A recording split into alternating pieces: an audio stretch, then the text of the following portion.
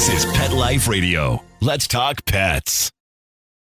The views expressed by guests on this program do not necessarily represent the views of the host or owners of the Doggy Diva show and do not necessarily constitute endorsement of products. Medical information discussed by guests on this program are those of the guests and is only for informational purposes and should not replace medical advice by your local veterinarian professional. Hi, this is Susan Marie from the Doggy Diva Show. This week, recognizing Pet Obesity Awareness Day, and an award-winning veterinarian speaks out about an important issue.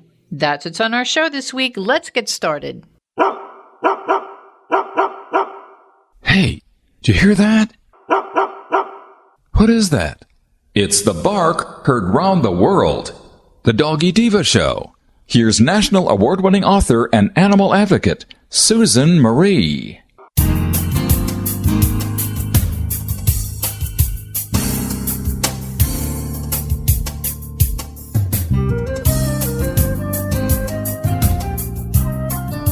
Hi, welcome to the Doggy Diva Show, the show for animal lovers.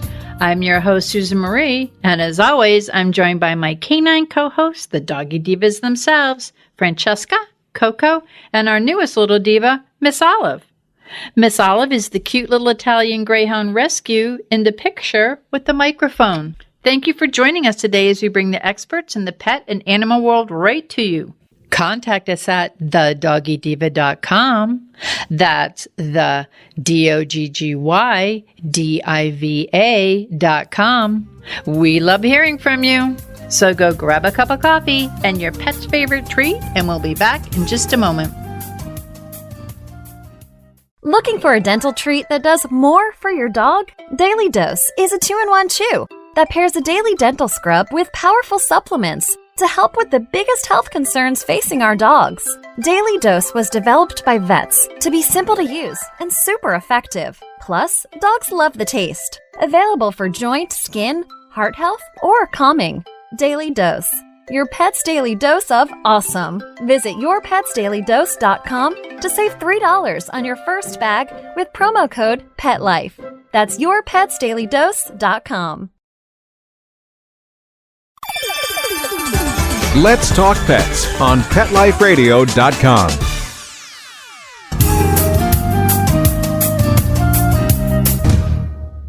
Welcome back, everyone, to the Doggy Diva Show. I'm here with Monica Leighton, president of Professional Pet Sitting. And Monica, this week we have a very important day coming up, and we all may have one of these in our family. It is a little holiday recognition day called Pet Obesity Awareness Day. Not that I'm saying anyone's obese in my family, Coco, but can you just tell us a little bit about this?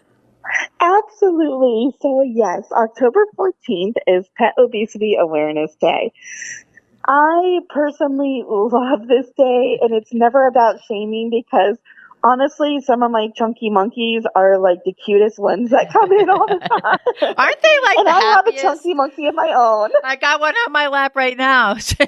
And she's looking at me going, Mommy, don't say I'm fat. I didn't. You're cute. That's all the more cuteness I could look at you. Well, Dr. Reinhart, teases clients all the time when we talk about, when they come in and they get their exam and you're doing your body conditioning score and making sure that they're, within a healthy, weight range. And he always teases that we want, even though you may want a well-rounded pet, you don't want them to be well-rounded. And, they usually laugh about that because it's, and honestly, people become very sensitive too when it comes to their pets, just like ourselves. Yeah. No one likes to, feel that, their pets may have a little extra on there.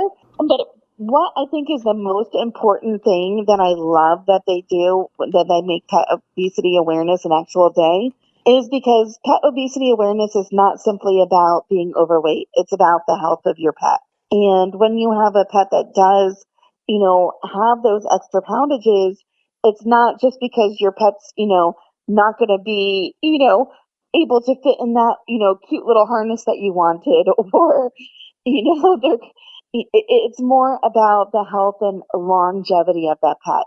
Pet obesity can actually take years off the life of a pet.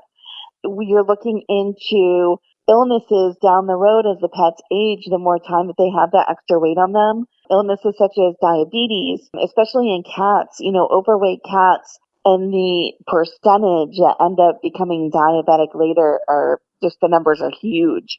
Arthritic issues alone, especially in some of your larger breed dogs. A couple extra pounds here and there may not be a big deal, when you're just, not really truly considering. But imagine those couple extra pounds of weight, put on those pets' knees, put on those pets' hips for years and years, and the amount of damage that it's, doing to arthritic issues that are going to become issues as that pet ages. So that's really where you have to, kind of look and make sure, is my pet an adequate weight? And if it's not, what do I need to do to get it there?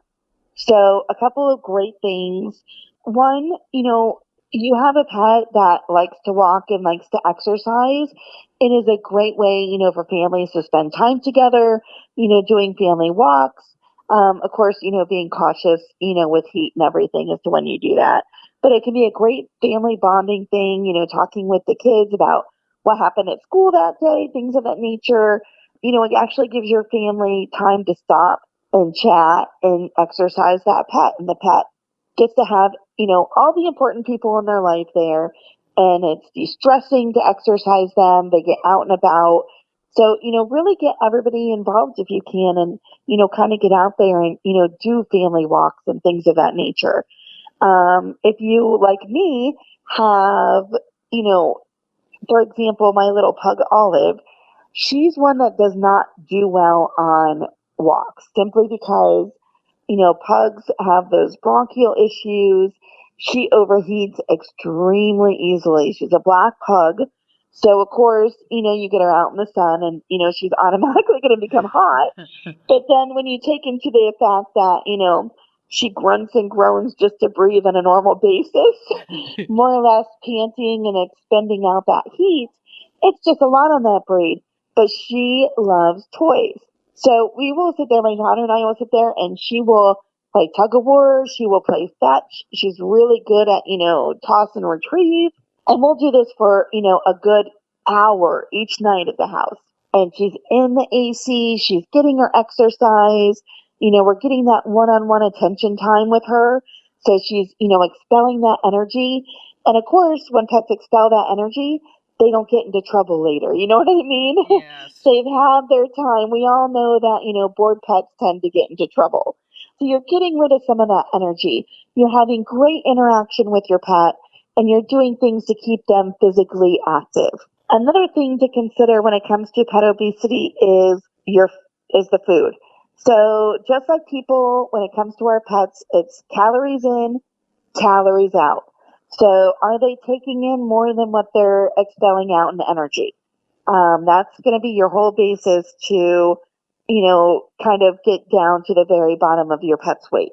If you try to do weight loss at first at home, one thing that's been recommended by a lot of the pet food manufacturers, things of that nature, is one, when you look at your pet food, the amount that you feed is not based on, that breed or, even always that size, because you can have one pet food diet and you can have a pet that's 20 pounds and they could get a half a cup. And then you could have another pet food diet that is a different brand and it's the same 20-pound dog, but that one could tell you it needs 1 cup. It all really depends on how many kilocalories go into each kibble. And that can vary from brand to brand. So make sure that you always check your diets, and also know that the recommendations that they give, like they'll say, feed up to a cup a day. Well, that's going to be for a high energy pet. So if your pet is not high energy, it may not need that whole cup a day. They're doing that basis on a high energy pet to make sure they get enough caloric requirement. So even though that pet food is saying feed a cup a day for your pet, just because of the energy level, may be too much. So what you can do at home is just to start out, they say if you feed 1/3 less, so 70% of what it tells you to feed on your pet food bag. So if it tells you, 1 cup a day, then, cut it by 30%. And try that out for a couple weeks. Make sure your pet is, feeling satisfied, that they're not, constantly right there at the bowl wanting more. And that may start to have them shed a little weight, because some pets will kind of graze and eat things. If you find that your pet is one that doesn't eat the entire meal and walks away, then it's probably getting fed more than what it needs. Another thing to look at too is if you have pets that are just ravenous at the bowl. They're always wanting to eat no matter how much you put down. Talk to your veterinarian. That may just be that pet, but it may be that your pet has a thyroid imbalance, and, that hunger is, being urged by that. So definitely, having them tested and check the thyroid, because a lot of overweight pets may potentially have thyroid issues, and getting them on a thyroid medication can also help with that weight loss as well. There's also a, great amount of pet food diets out there that come in, weight loss formulas. So definitely talk to your veterinarian, check out what works best for your pet. But the main thing is, feeding an appropriate amount, trying not to do a lot of high calorie items, and getting your pet exercise will keep them at a good, healthy weight to keep them at a good, healthy, life stance for so when they get older, that, weight does not do damage to their body. Now, Monica, what about treats? And I think this is where some of us pet parents may fall into that gray area, because you may have a couple of pets that are fine with just eating what's in their bowl or eating whatever they want in their bowl. And then you may have another one who's like, okay, I finished my bowl. Where's my cookie? I better not say that word too loud. They're all looking at me. So what is like for treats? And I feed mine a pretty low cal treat, and so that I don't really have to worry about it. But I know there's some people that do feed kind of like high caloric or a bigger treat for even their dog. I have 3 small dogs, but some people like go, why are you giving such a small treat? Well, because I have to, especially with Olive, I have to keep her weight down because she only has the 3 legs. And if she puts on 1 pound, that could throw everything totally off. So how important are treats? And are there like homemade treats, or is there things that we could do to maybe help keep our pets' weight down? If we're watching their caloric intake by their food, how can we also help to do it with treats? Absolutely. So that is a huge factor. And a lot of times, when we're doing, exams and talking to clients, they're like, well, we're only feeding this small amount. But then when you talk to them about the pet's daily routine, you'll see like they're getting like literally a dozen treats a day. By the time you take them out 4 or 5 times a day and they get treats after each walk, or after each meal, they'll get a treat afterwards. Well, they have to have a little dessert. They have their dinner and then they get their cookie. And there's nothing wrong with that. That's fine. But when you look at your pet food recommendations, that's a total caloric requirement for 24 hours. So if it tells you to feed a cup a day and then you're doing a dozen treats on top of that, that's a huge amount of calories that are not factored into, into play there. So if you are doing a lot of treats, then definitely you've got to cut back that food to equivalent for that extra, amount of calories. Another thing, like you had mentioned, is the appropriate size, for the pets, and also the amount of calories in each treat. My dogs would love milk bones and bacon strips and all those things. Like, they think they're wonderful, but they're extremely high in fat. I personally, and this is just me, for my dogs, I have found that because I have the pug, and then also I have one Yorkie that tends to be a little food heavy, I have found that giving them things like apples and carrots and green beans are a huge one. Green beans are like a natural filler, and it helps offset my child's need sometimes to feed them stuff when she doesn't finish her dinner. Things of that nature. Like, I don't know why, but it just, it fills that need of giving them something extra special.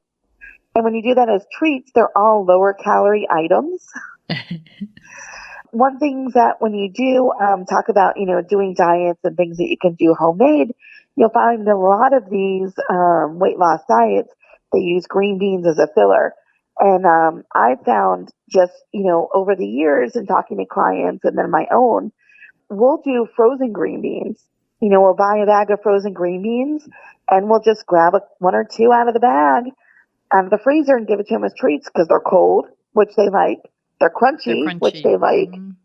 It's, great for their coat, and it's a filler. It makes them feel full, and it's extremely low calorie. Sophia, she's gone on over the bridge, and I'm sure she's running around and much better now. But when she was here, you talked about if they're ravenous. I had her tested, and she actually had Cushing's disease, and She was a little Italian greyhound like Olive, but put on an immense amount of weight. But it was really hard to control, and it wasn't because she was eating a lot. And so you had recommended the green beans every night before we went to bed. We take them out to go to the bathroom, and I'd have the frozen green beans. And if by chance I was late taking her out, God forbid I was watching a TV show or something, she would come into me running, and she'd go running from the refrigerator to me, the refrigerator to me, the refrigerator, until I got those green beans out. And I remember thinking, green beans? She's never going to like green beans. She loved them. And you're right, the frozen keeps it crunchy, and she loved them. So going from one that knows, and you had recommended it, because I'm going, how am I going to keep her weight down? What am I going to do? And of course we had to do things medically, but we also had to sort of keep her diet in check. And that was one of the things that we did. And then I had another one, Lily, who loved carrots. I mean, she just loved carrots. If you try them, they're low calorie, they're really good for them, and it's something kind of out of the box. So they do have lower calorie treats out there, which are great. And I'm not knocking dog treats. No, I have those. Yes, I use. In fact, I keep them in my purse all the time. It's my little. In case they get out of control, I go here, and it's low cal, and it gives them the oomph that they need, and they think they're getting something. But I do have those at home. I use the other ones, the green beans. Yeah, but for us, it's like, when you look at one, it's a little healthier. It's less calories than what they'd be getting out of a dog treat. And two, the cost. A bag of frozen green beans is what, like less than $2? Mm-hmm. It's a whole bag. Yes. It's a huge savings, and it's healthy for them. And they like that crunch. And the coldness. So I think those are great ideas. And I thank you very much. And again, October 14th is Pet Obesity Awareness Day. And Monica, you just gave us some great information on not only how to feed our dogs correctly or better understand the way the bags read to feed them, what we could do to decrease the calorie level based on their level of exercise, but also good to take a walk, good bonding. All these things are great information. And if you have some green beans or carrots in your home, you just might find out that your pets love them. So as always, I thank you. Great information. We'll talk to you next week. Thank you. Have a great week. Hello, everyone. Susan Marie and Miss Olive here to let you know that the second book in the Doggy Diva Diary series, Miss Olive Finds Her Forever Friends, continues to get rave reviews from dog readers and children. A story about Miss Olive's encounter with bullying and how she learns that her superpower is the love and kindness that you have on the inside. That's what counts. Please also check out the award-winning first book in the series, Miss Olive Finds Her Forever Home, a story about Miss Olive's rescue and adoption. Both books are available at Amazon.com and other online book retailers. Thank you, everyone. Are you listening to this right now with a cell phone clenched between your teeth as you frantically flip pages on your paper calendars? Or are you a new breed of groomer, bred for speed and efficiency of movement? 123 Pet software automates your communications, doing the reminding, confirming, thanking, and marketing for you. 123 Pet centralizes your schedule, employees, clients, inventory, and more. 123 Pet is the business management software you need. Start minding your business today. Visit 123petsoftware.com. Let's talk pets. Let's talk pets On Pet Life Radio. Pet Life Radio. PetLifeRadio.com.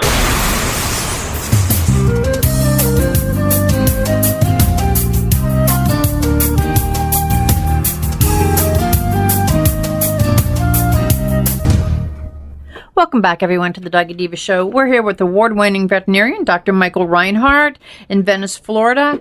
And Dr. Reinhart, I wanted to talk to you about something, which is something that so many of us have to deal with, pet parents. And it's something that requires an extremely difficult decision that sometimes we don't want to make. But maybe you could help us understand, when do we know when it's right to let our pets go?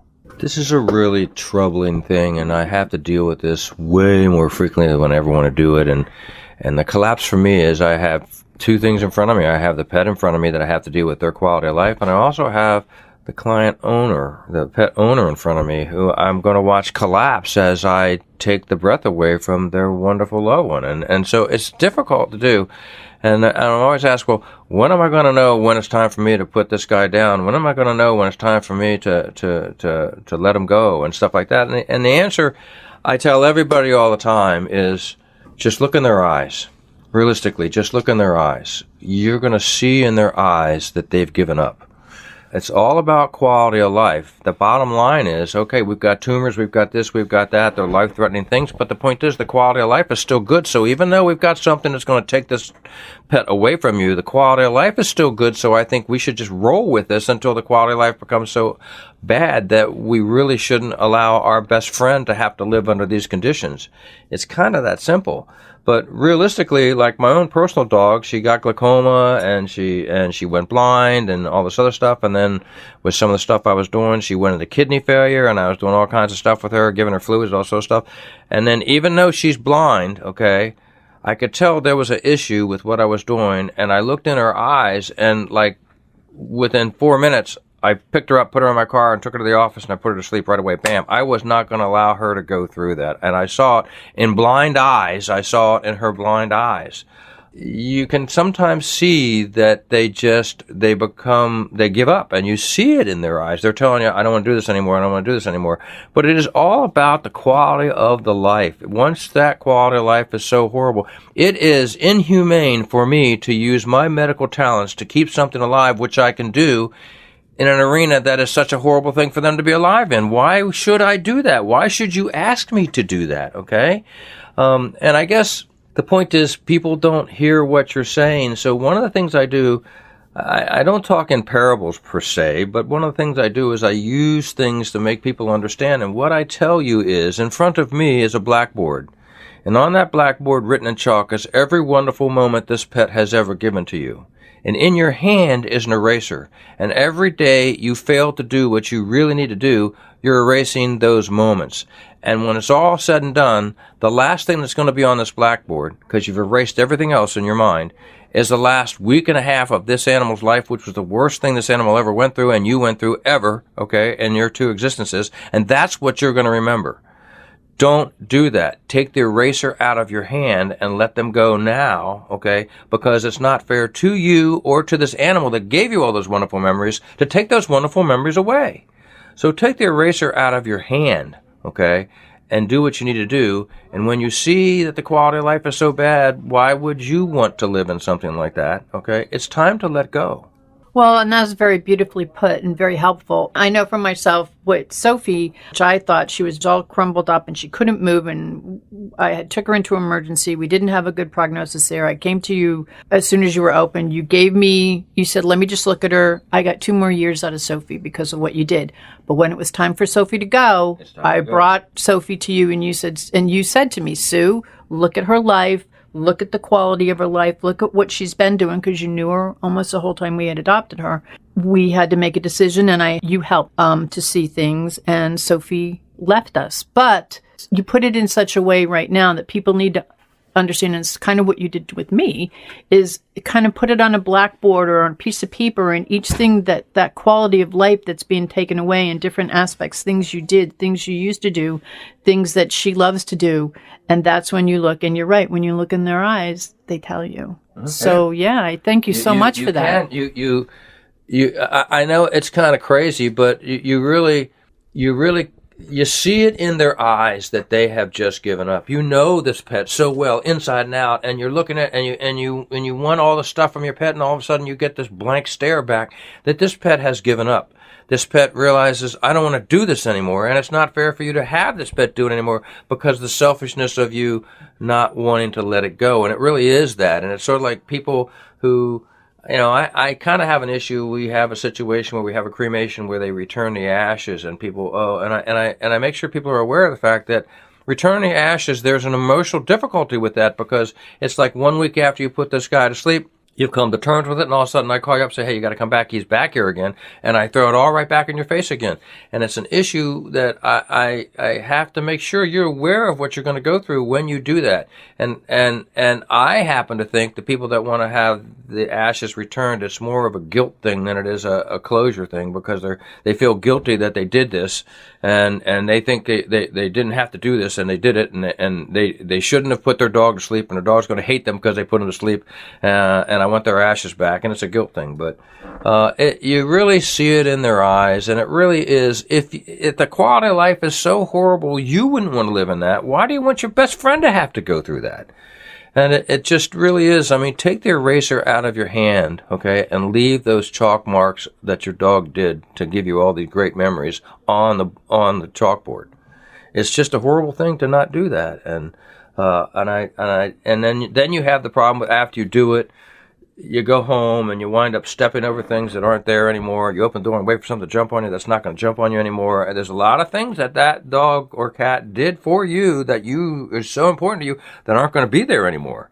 But it's just such a horrible thing for me to hear people say, I'm not going to have a dog anymore. I'm not going to have a pet anymore. Because you took it to the point where this animal's problems and difficulties were so horrible for you, you don't want to have to go through that again. Well, that was your choice to do. And those pets filled a big issue in your life.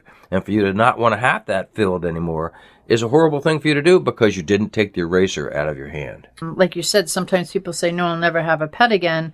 I think that I'm perfect proof, because I've lost so many, because we've adopted so many, that there always is one that comes into your life, and they may have a little different personality. There may be different aspects of them that don't replace the pet that you lost, but they certainly fulfill a part of your heart where there's just so much love to give.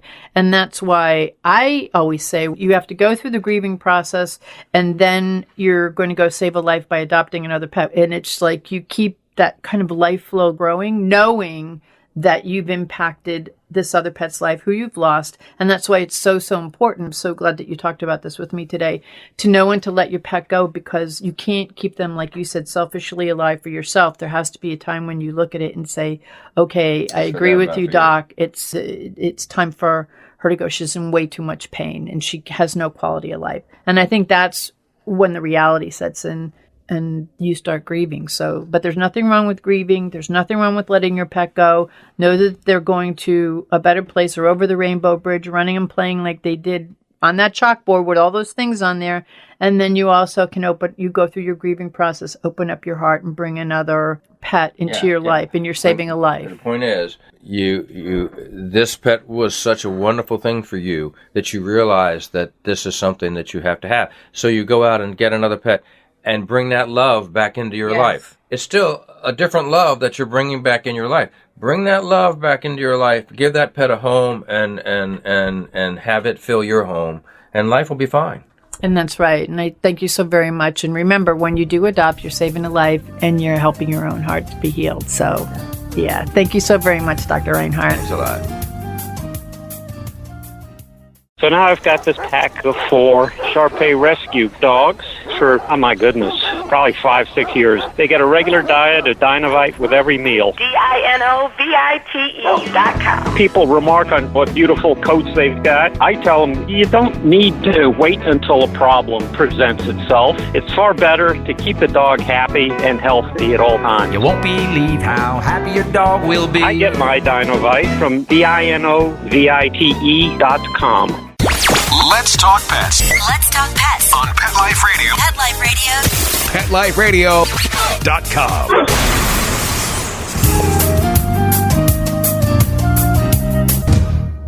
We would like to thank our guests this week, and also As our Doggy Divas always say, please love your pets because they love you unconditionally.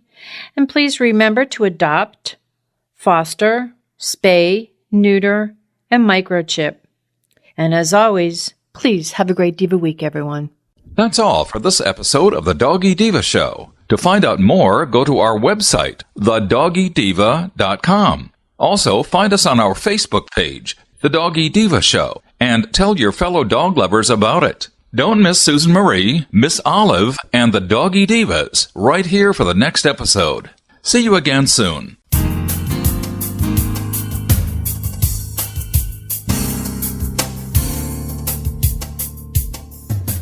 Let's Talk Pets, every week on demand, only on PetLifeRadio.com.